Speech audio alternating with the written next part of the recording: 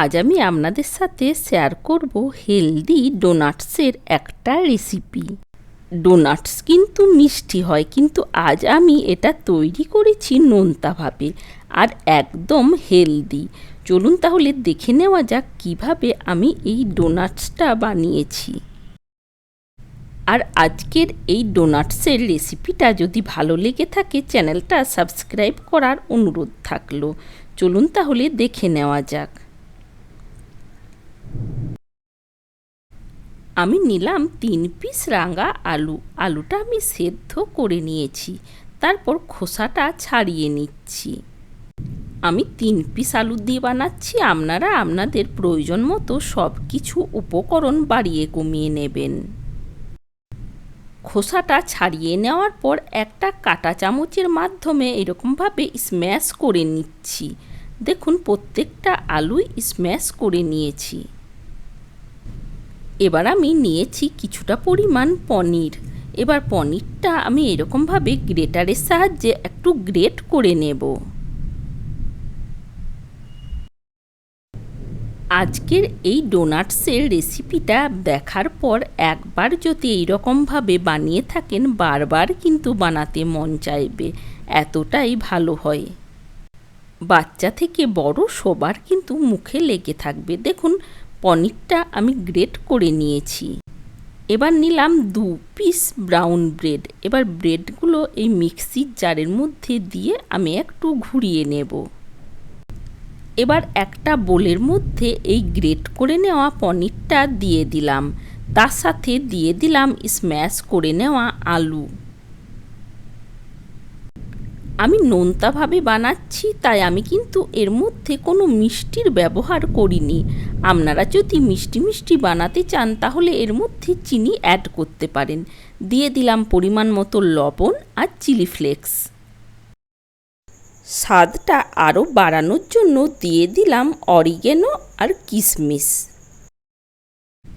কিশমিশগুলো ছোট ছোট পিস করে কেটে নিয়েছি আর দিয়ে দিলাম কিছুটা পরিমাণ চীনা বাদাম। বাদামগুলো একটু থেতো করে নিয়েছি। বেশ ভালোভাবে মাখিয়ে নেওয়ার পর আমি ওপর থেকে ছড়িয়ে দেব 2 চামচ মতো ব্রেড ক্রাম্বস।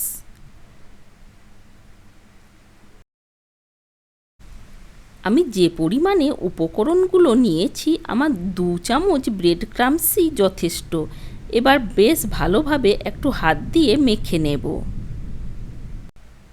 খুব ভালোভাবে এগুলো কিন্তু মাখিয়ে নিতে হবে। দেখুন বেশ ভালোভাবে মাখিয়ে নিয়েছি। এবার ছোট ছোট বলের আকারে তৈরি করে নেব। আমি 2 লিটার দুধ দিয়ে ওই পনিরটা বানিয়ে নিয়েছিলাম।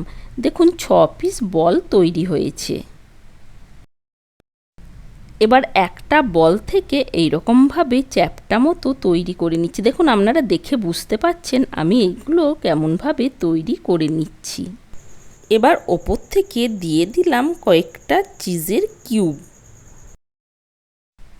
তারপর একটার ওপর আরেকটা চাপিয়ে দিয়ে এইরকমভাবে ডোনাটসের মতো তৈরি করে নিলাম। দেখুন আপনারা হয়তো দেখে বুঝতে পারলেন কেমনভাবে তৈরি করে নিলাম। এইরকমভাবে প্রত্যেকটাই তৈরি করে নিয়েছি।